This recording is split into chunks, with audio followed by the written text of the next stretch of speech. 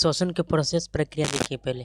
पहला है कि बाह्य श्वसन हो गया एक गैसों का परिवहन, एक हो गया आंतरिक श्वसन। ठीक है, बाह्य श्वसन मतलब क्या, एक्सटर्नल रेस्पिरेशन मतलब ये हो सके कि बाहर से जो हम ऑक्सीजन लेते हैं नहीं, उसको हो गया बाह्य श्वसन, मतलब बाहरी अवतरण से जो हमारा कोशिकाओं में पहुंचाना, पूरा हमारा पूरे शरीर में, पूरे लंग्स में पहुंचाना, क्या बोल सकते हैं, बाह्य श्वसन कह सकते हैं।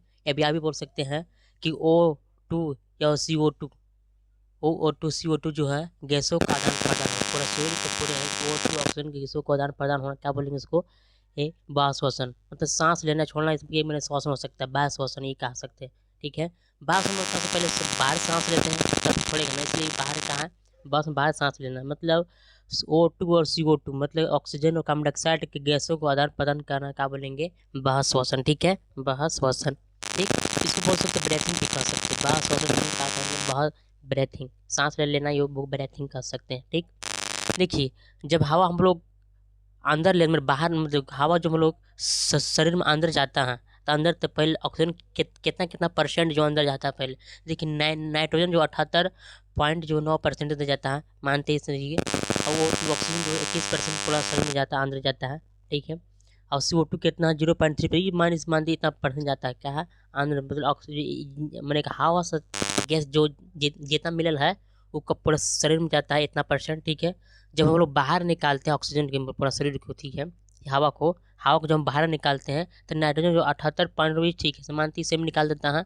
O2 जो 17%, क्या है, 17% क्या है, बाहर निकालता है और खींच लेता है। और O2 जो ऑक्सीजन जो 17% बाहर निकालता है, और CO2 जो 4% जो बाहर निकालता है। ये तुम्हारा प्रोसेस है, क्या, ये बाह्य श्वसन का। ठीक, अब समझते गैसों का परिवहन। गैसों का परिवहन कैसे होता है, मतलब पहली बात कि हम लोग सांस लेंगे O2 ऑक्सीजन, जो ऑक्सीजन लेंगे तो हम लोग कहाँ जाएगा, लंग्स में, हृदय में, थी में, फेफड़ा में जाएगा।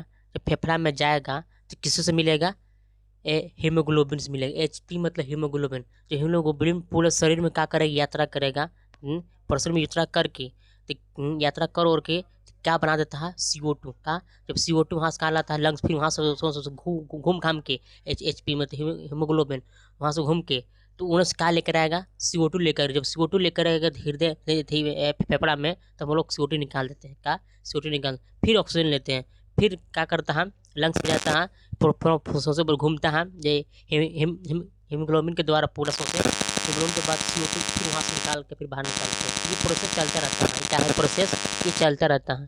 ठीक है, एट बॉडी निकाल देता है। ठीक है, देखिए गैसों का परिवहन 3 प्रकार से होता है। ये गैसों का परिवहन 3 प्रकार से होता है। एक हीमोग्लोबिन के द्वारा, जो हीमोग्लोबिन 10 से 20% होता है। ठीक, प्लाज्मा के द्वारा जो 7% होता है।